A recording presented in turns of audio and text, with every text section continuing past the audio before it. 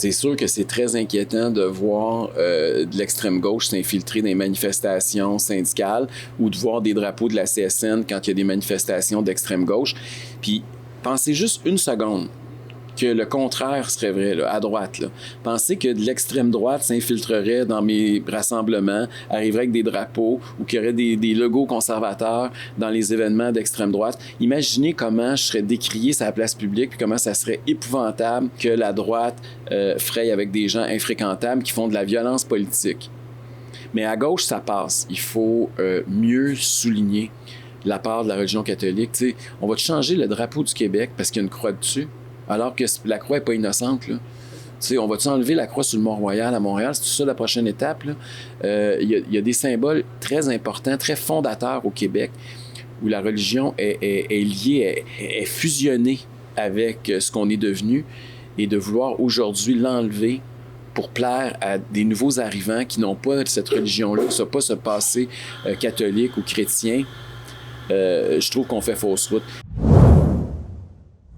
Alexa Lavoie pour Rebelle News et je suis aujourd'hui au restaurant Chez Alexandre à Montréal pour une entrevue avec le chef du Parti conservateur du Québec, Éric Duhaime. Nous allons aborder un dossier important, le rôle des syndicats et l'influence politique qu'ils exercent. Comme vous l'avez peut-être vu dans notre reportage de la fin de semaine dernière, non seulement mon collègue Guillaume Roy a été attaqué, mais plusieurs groupes d'extrême gauche, comme les Pétanqueurs de Montréal antifascistes, le Front populaire antifasciste, le groupe communiste révolutionnaire, ainsi que d'autres organisations radicales, se sont joints à la manifestation syndicale. On le constate, les syndicats ont glissé fortement vers la gauche et semblent s'éloigner de leur mandat initial, soit défendre les intérêts des travailleurs et non faire du militantisme politique. Nous sommes ici pour en discuter avec M. Duhaime, qui a d'ailleurs écrit un livre sur le sujet « Libérez-nous des syndicats ». Je veux aussi aborder avec lui la question de la sécurité à Montréal, alors que la présence et l'influence de ces groupes d'extrême gauche ne cessent de grandir. Maintenant, allons écouter ce qu'il a à nous dire. Pour moi, a été dérangeant, puis ce qui est inacceptable dans ce qui s'est passé dans les derniers jours, c'est pas qu'il y ait un débat. C'est normal qu'on ait un débat, on est en démocratie, c'est à ça que servent nos institutions, mais c'est le comportement en particulier de la présidente de la FTQ, Mme Magali Picard, qui d'abord au Congrès des métallos il y a quelques jours s'est moqué de moi. C'est pas la première fois, là, évidemment, quand on est en politique, les caricaturistes, les humoristes s'en donnent à cœur joie, puis c'est normal, ça fait partie du jeu. Cela étant, elle est allée un peu fort. Le Parti québécois, oui, le Parti libéral, s'il y a Québec solidaire, ne perdra pas notre temps à aller voir la CAQ, là. On les ignore, ils sont morts. On ira pas voir le Parti conservateur, j'espère, hein? On leur donnera pas d'exposure. Il est assez heureux de même, là. Il y en a un peu, il est tout énervé, notre ami, là, Éric Duhaime, là. Ouh! Hein, ça va mal. Je passe à la TV. Je suis content. Elle aussi, vous l'avez vu en commission parlementaire il y a à peine quelques heures, est allée très fort, encore plus fort par rapport au ministre du Travail, Jean Boulet. Ce qui est assez pathétique également, c'est qu'on a un ministre du Travail qui est dans la même chaise depuis 7 ans. Et il y a deux choses, Monsieur le Président. C'est soit qu'il est innocent ou il fait l'innocent. Parce que vous ne me ferez pas croire que le ministre, en 7 ans, n'a pas eu le temps de comprendre les structures syndicales. D'abord, il faut comprendre qu'au Québec, le taux de syndicalisation est plus élevé qu'ailleurs, pratiquement partout en Occident. Juste pour donner des chiffres, là, au Québec, c'est près de 40% des travailleurs qui sont syndiqués. Au Canada anglais, on tombe en bas de 30%. Aux États-Unis et en France, on est à 10%. Donc, juste pour vous donner un ordre de grandeur, là, le Québec est excessivement syndiqué. Qu'est-ce que ça veut dire? Ça veut dire beaucoup d'argent pour les syndicats. Annuellement, les travailleurs québécois versent 1,5 milliard de dollars aux centrales syndicales. Sur leur chèque de paye. Non seulement ils n'ont pas le choix d'être membre ou non d'un syndicat, dès que tu es dans une organisation syndiquée, tu es obligé de cotiser. Ils prélèvent l'argent directement sur ton chèque de paye. Tu n'as jamais l'argent dans tes poches pour leur donner à eux. Ils vont le saisir directement à la source, ce qu'aucune autre organisation peut faire au Québec. Et troisièmement, c'est déductible d'impôts. Donc, les contribuables, l'ensemble des contribuables payent pour ça. Quatrièmement, quand il y a des grèves, les fonds de grève ne sont pas imposés. Donc, encore une fois, l'ensemble des contribuables payent pour ça. Et finalement, ils ont des fonds, le Fonds de solidarité, par exemple, de la FTQ, le Fonds d'action de la CSN, qui ont des avantages fiscaux qu'aucun autre fonds d'investissement n'a au Québec. Donc, c'est des organisations qui sont beaucoup financées par les contribuables, qui ont des droits pour obliger les gens à être membres puis aller saisir l'argent directement sur leur salaire, 1,5 milliard de dollars. Ils disent que 3% de leur argent sert à des activités politiques. Ils font de l'activisme politique, parce que c'est ça qui est au cœur du débat à l'heure actuelle avec le projet de loi 3. Bien, si c'est 3% de 1,5 milliard, ça voudrait dire que les syndicats, à tous les ans au Québec, dépensent plus de 45 millions de dollars. Là, vous dites 45 millions, juste pour vous donner un ordre de grandeur, qu'est-ce que ça représente? C'est beaucoup plus que tous les partis politiques réunis, ce qu'on dépense une fois aux 4 ans en campagne électorale. Donc, pensez-y, là, à tous les ans, les syndicats dépensent beaucoup plus pour faire de l'activité politique que tous les partis politiques réunis au Québec une fois par 4 ans. Ça vous démontre l'ampleur. Il n'y a aucune organisation qui est aussi puissante pour répondre à votre question au niveau politique au Québec que les centrales syndicales. Si on se rend aux prochaines élections et que le parti qui est élu n'abroge pas ces projets de loi-là, c'est le début de la fin. Il n'y aura pas 2 fenêtres, il y en a une. Malgré que ça va mal, la seule opportunité qu'on a, c'est qu'on a des élections dans 10 mois. Si on passe à côté de ça, puis qu'on laisse un gouvernement venir au pouvoir et qu'il abroge pas ça dans les premiers jours de leur règne, c'est le début de la fin. C'est quand même des menaces qui pèsent quand même beaucoup pour la prochaine personne qui va être élue. On l'a vu que ça se peut qu'il y ait un deal avec PSPP et les syndicats. Comment que vous voyez le tout là, qui s'en vient pour la prochaine élection? Bien, c'est très inquiétant. Là. D'abord, vous venez de parler du deal entre la FTQ et le Parti québécois. C'est pas nous qui avons inventé ça. C'est Magali Picard qui est allée au micro de Patrick Lagacé au 98.5 à Montréal dire qu'elle était en discussion, puis elle avait des négociations là-dessus avec PSPP et que ses affaires allaient très bien. Qu'est-ce que la FTQ peut offrir en retour au Parti québécois en échange du retrait du 89? Bien, j'ai été très, très clair là-dessus, je le répète. Il n'y a jamais eu d'entente ni d'échange à ce niveau-là. Actuellement, avec un parti qui risque d'être le parti qui gouverne le Québec, sont très positives. Qu'est-ce que vous voulez dire? Qu'est-ce que vous voulez dire par là? Vous avez des négociations avec un parti qui pourrait être dirigé. À qui vous faites référence? Parler avec Paul Saint-Pierre Plamondon. Hein? Okay. Donc, elle-même a avoué qu'ils ont un deal. Après ça, M. Paul Saint-Pierre Plamondon, le chef péquiste, a fait l'innocent en conférence de presse en disant qu'il savait pas, puis que non, elle parlait de tous les autres chefs alors que c'était très clair, elle avait nommé juste son nom. Donc, il a carrément menti, là, malheureusement, dans ce point de presse-là. Puis pire que ça, au cours des derniers jours, il vient de l'avoir l'adoption de principe du projet de loi 3 et les députés du Parti québécois se sont abstenus et Paul Saint-Pierre Plamondon s'est caché, c'est-à-dire qu'il ne s'est même pas présenté lorsqu'il y a eu le vote. Et on a déjà joué dans ce film-là. Là. À Ottawa, Stephen Harper, à l'époque où il était premier ministre du Canada, avait adopté une loi sur la transparence syndicale pour justement que les travailleurs sachent qu'est-ce qu'on fait avec leur argent, où vont leurs cotisations syndicales. Et Justin Trudeau a fait campagne main dans la main avec les syndicats à l'élection suivante. Et une des premières choses qu'il a faites en arrivant au pouvoir, c'est qu'il a aboli la loi sur la transparence syndicale contre les travailleurs pour les syndicalistes. Et donc, est-ce que M. Saint-Pierre Plamondon a le même genre de deal puis est en train de faire la même chose que Justin Trudeau il y a quelques années à Ottawa? Je pense que la question se pose. Puis, il n'y a pas beaucoup de gens qui l'interpelle tant que ça. Hein. Il n'y a pas de pression présentement PSPP, mais on le sait qu'historiquement, le Parti québécois et la FTQ, ça a toujours été 2 doigts de la main. Là. Ils ont toujours été dans les mêmes combats. Et de voir qu'aujourd'hui, le Parti québécois est prêt à abandonner les travailleurs au profit des leaders syndicaux parce qu'il y a un deal avec Magali Picard, je pense que c'est très inquiétant. Sauf qu'il y a beaucoup de membres des syndicats que je pense qu'ils ne réalisent pas qu'est-ce que le projet de loi 3. Parce qu'on l'a vu là, dans les rues, malgré que tu sois de droite, gauche, de centre, les gens étaient tous contre le projet de loi 3, alors que lorsqu'on leur demande, ils répondent toujours que, dans le fond, c'est de l'intervention de l'État dans les syndicats. D'abord, il y a 3 choses essentiellement dans le projet de loi 3, OK? La première, c'est la transparence. Les syndiqués ont le droit de savoir où vont leurs cotisations. T'sais, ils payent 1000, 2000 piastres qui sont saisis sur le salaire contre leur volonté, puis ils savent pas où ça va. Et quand ils leur demandent à leur syndicat, ils se font pointer du doigt puis deviennent des espèces de parias puis des bêtes noires dans leurs propres organisations. Donc, c'est important que les syndicats publient leurs états financiers.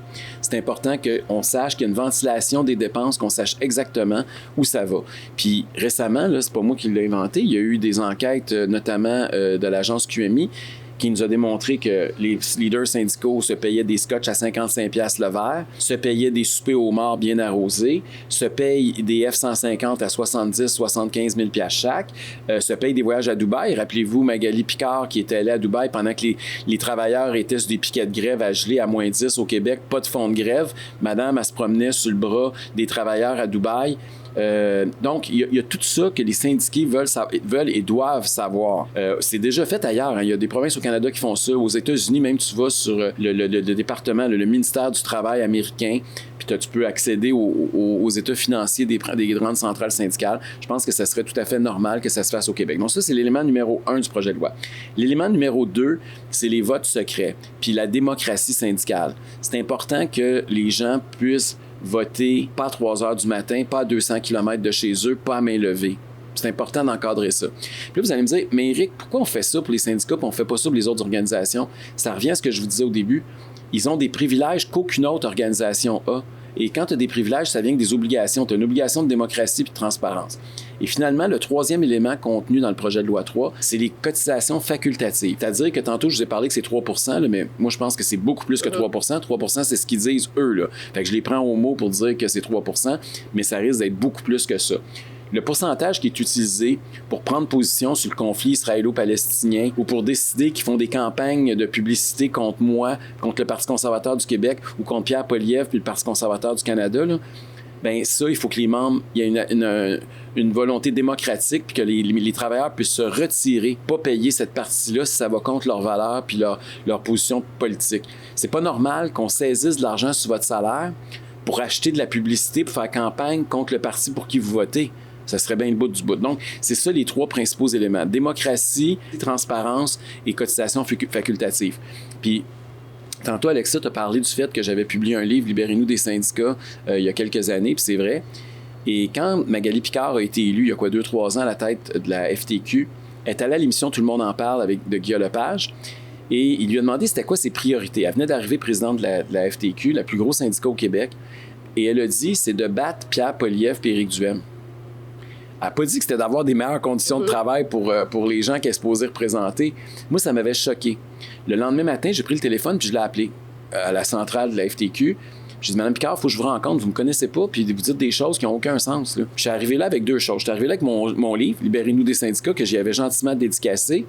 Puis je suis arrivé là aussi avec un sondage interne pour y montrer voici comment les travailleurs syndiqués de la FTQ votent aux élections et voici comment la population du Québec vote. Et ce qu'on voyait, c'est que les travailleurs de la FTQ votent beaucoup plus pour le Parti conservateur que l'ensemble de la population au Québec. Puis c'est la même chose à Ottawa en passant. Là. Les travailleurs syndiqués, puis écoutez bien ça, là, parce que je sais que ça choque des fois les gauchistes, là, les travailleurs syndiqués votent plus conservateurs que les non-syndiqués. Là, j'ai dit, voici la réalité. Puis là, elle ne pouvait pas contester mes chiffres. Elle le savait. D'après moi, eux autres aussi font des sondages. Là. Et ce qu'elle m'a dit, c'est que ça s'expliquait en partie parce que les travailleurs syndiqués, ils gagnent trop cher. Puis là, ils veulent des baisses d'impôts. Ils ont trop bien fait leur job comme syndicat. Fait que là, aujourd'hui, les travailleurs, au lieu de vouloir faire avancer les causes de gauche, ils veulent avoir des baisses d'impôts parce qu'ils payent trop de taxes puis d'impôts. Puis ils se rendent compte que même s'ils ont des gros salaires, il leur en reste moins dans leur poche. Donc, elle m'a répondu ça, ce que je trouvais méprisant. Parce que pareil, comme si les travailleurs n'étaient pas assez intelligents pour faire la part des choses. Là. Mais j'étais content d'y avoir dit. Je pense qu'il faut rappeler ça à tout le monde. À chaque fois qu'il y a des syndicalistes qui vous disent puis pour que c'est contre les travailleurs. Non. On est pour les travailleurs. C'est le contraire. C'est les leaders syndicaux qui veulent siphonner, qui veulent parasiter, qui veulent être des sangsues sur le portefeuille du travailleur. Puis nous autres, on veut les décoller, puis on veut s'assurer que s'ils reçoivent de l'argent, c'est pour améliorer les conditions de travail des travailleurs, pas faire avancer leur idéologie de gauche ou d'extrême gauche. Il n'y a pas un enjeu de ce côté-là, lorsqu'on voit justement des mouvances extrêmement radicales, même qu'aux États-Unis ont été désignés comme organisations terroristes, qu'ici, ils couchent avec nos syndicats? C'est sûr que c'est très inquiétant de voir de l'extrême gauche s'infiltrer dans les manifestations syndicales ou de voir des drapeaux de la CSN quand il y a des manifestations d'extrême gauche. Puis, pensez juste une seconde que le contraire serait vrai, là, à droite. Là. Pensez que de l'extrême droite s'infiltrerait dans mes rassemblements, arriverait avec des drapeaux ou qu'il y aurait des logos conservateurs dans les événements d'extrême droite. Imaginez comment je serais décrié sur la place publique puis comment ça serait épouvantable que la droite fraye avec des gens infréquentables qui font de la violence politique. Mais à gauche, ça passe. Ça passe tellement. Prenez même l'exemple du gars qui m'a battu dans Arthabasca, là. Je veux dire, il y a un passé d'extrême gauche violent, là. Il était à la tête d'une organisation anticapitaliste d'extrême gauche lors du sommet des Amériques. 15-16 ans plus tard, il était encore en train de louanger Fidel Castro sur ses réseaux sociaux. Puis ce gars-là, quand même, il a passé 41 jours en prison. Il a été reconnu coupable au criminel. Et ce gars-là, il fallait pas parler de ça parce que les médias disaient qu'il faut lui donner une deuxième chance. Nous autres, les conservateurs, on n'a pas encore eu une première chance au Québec, là. Mais eux, il faut leur donner une deuxième chance. Puis ce gars-là, aujourd'hui, est élu à l'Assemblée nationale. Donc, n'importe qui aurait eu un passé d'extrême droite, là, 10% aussi pire que celui d'Alex Boissonneau, aujourd'hui, ne pourrait pas être député à l'Assemblée nationale du Québec. Il y a un 2 poids, 2 mesures qui est totalement inacceptable. On a une complaisance envers l'extrême gauche au Québec qui est dangereuse tant qu'à moi. Justement, le Parti conservateur du Québec, c'est quoi leur plan concernant justement cette mouvance d'extrême gauche qui est très violente, qui font des actes criminels, qui terrorisent une partie de la population? C'est quoi votre plan par rapport à ça? Parce qu'ils sont masqués. Souvent, ça résulte à aucune conséquence. Moi, ce que je me pose toujours comme question, la première question qu'il faut se poser puis qu'il faut enquêter, c'est d'où vient l'argent? Qui finance ces gens-là parce qu'ils sont très bien financés? Et est-ce que, par exemple, c'est des islamistes? Est-ce que c'est des centrales syndicales? Là, j'ai mis des hypothèses. Là. Je suis pas en train d'accuser personne. Là. Mais moi, ce que je veux savoir, là, c'est, les Anglais disent « follow the money ». Là. D'où vient l'argent de ces organisations-là? T'sais, quand je voyais là, les gens camper devant l'Université McGill, là, anti-Israël, là, d'où vient l'argent de ces gens-là? Qui a payé les chaufferettes, les tentes? Est-ce qu'il y avait des organisateurs professionnels qui sont payés pour qui c'est rendu une job de manifester avec l'extrême gauche? Comment c'est qu'il y a des drapeaux de certaines centrales syndicales quand il y a des rassemblements d'extrême gauche? C'est-tu parce qu'ils veulent remercier leurs commanditaires? La question se pose, là.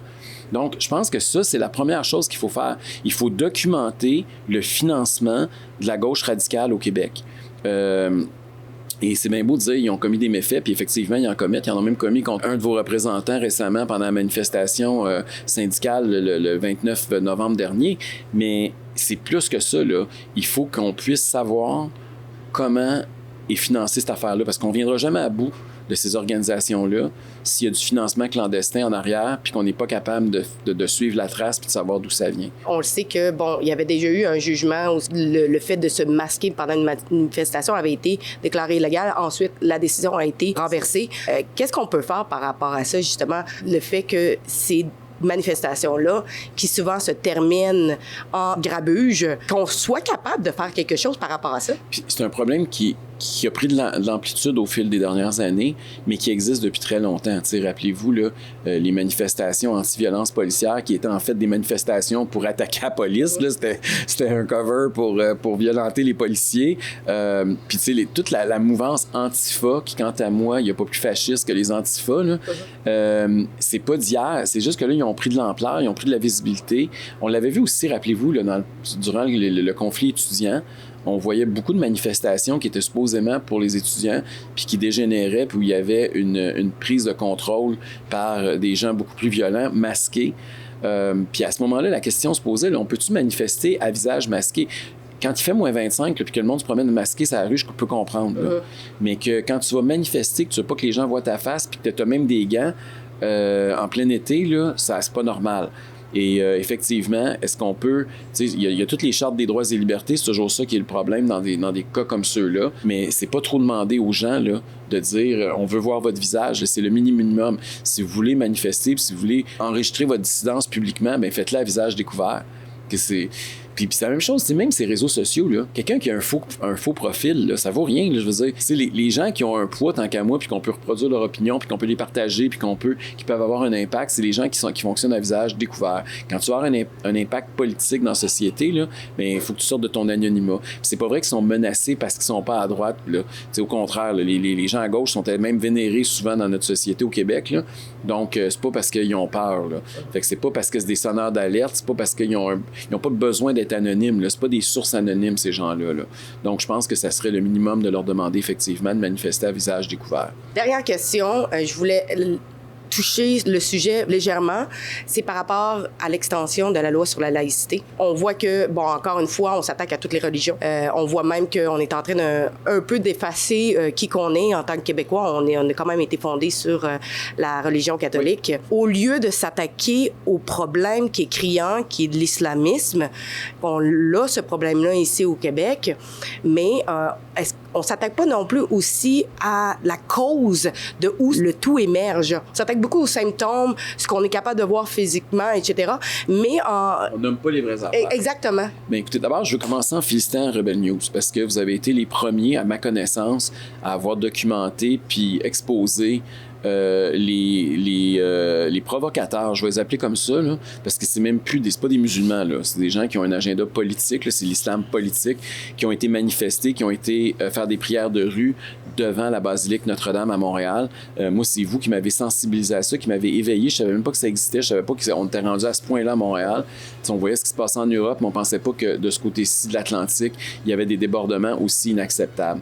Puis moi, c'est ce qui a fait que j'ai été le premier dans la classe politique, vous autres avez été les premiers dans la classe médiatique. Puis je trouve qu'on vous a pas suffisamment donné le crédit. Hein. Il y a beaucoup de médias traditionnels qui, après ça, ont pris le relais sans vraiment vous citer là, adéquatement, tant qu'à moi. Mais moi, j'ai été le premier, la classe politique, à dire la prière de rue comme provocation devant la basilique Notre-Dame, c'est totalement inacceptable. Il faut trouver une façon d'interdire ça parce que c'est plus une question de liberté religieuse, c'est une question de provocation politique. Et donc, puis il faut pas attendre que la situation déborde comme en Europe avant d'agir. Donc, ça, je pense que j'étais content que le gouvernement inclue ça dans sa nouvelle législation. Pour ce qui est du problème que vous nommez, effectivement, il y a tout un mélange des religions, puis à un moment donné, il faut faire la distinction, là. Moi, je suis de ceux qui pensent qu'il faut conserver le patrimoine religieux au Québec. C'est-à-dire que c'est même historique, c'est culturel. La religion catholique, qu'on aime ça ou non, là, ça fait partie de notre histoire, de nos gènes. La religion catholique a façonné le Québec contemporain, à peu près à tous les égards. Puis c'est pour ça que j'ai fait plusieurs batailles pour préserver des symboles religieux importants, comme le crucifix à l'Assemblée nationale, le crucifix à l'hôpital Saint-Sacrement à Québec, ou même le crucifix qu'on vient d'enlever de l'Hôtel de Ville de Québec. C'est un rappel historique. Tu sais, quand on était à l'hôpital Saint-Sacrement, là, ben, ça nous rappelle qui a fondé l'hôpital, puis comment ces sœurs-là ont réussi à offrir des services à la population à une époque où l'État n'offrait pas de soins de santé gratuits. Il faut savoir ça, là. C'est vrai, c'est des faits historiques. Et de voir qu'on a une reconnaissance, qu'on a un salut, puis qu'on célèbre ces gens-là qui ont construit notre système de santé au Québec, ben moi, je trouvais ça positif. Puis de l'enlever, je trouvais que c'était une ingratitude épouvantable. Puis c'est pas vrai que c'est la même signification que si on avait mis une mosquée à l'intérieur de l'hôpital, comprenez-vous? C'est pas, pour moi, c'est deux choses qui sont totalement distinctes. Donc, je trouve que effectivement, on mélange un peu. Puis je pense qu'il faut mieux souligner la part de la religion catholique. Tu sais, on va changer le drapeau du Québec parce qu'il y a une croix dessus, alors que la croix n'est pas innocente, là. Tu sais, on va-tu enlever la croix sur le Mont-Royal à Montréal? C'est tout ça la prochaine étape, là?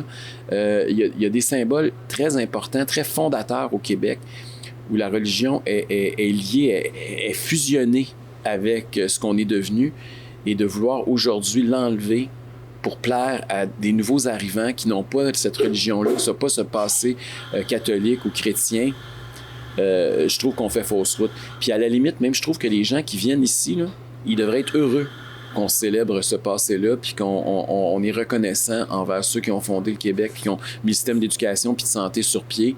Si la société est aussi libre, est aussi démocratique, ben il y a eu aussi de la contribution d'hommes et de femmes, d'hommes en soutane, puis de femmes qui étaient aussi impliqués dans leur Église.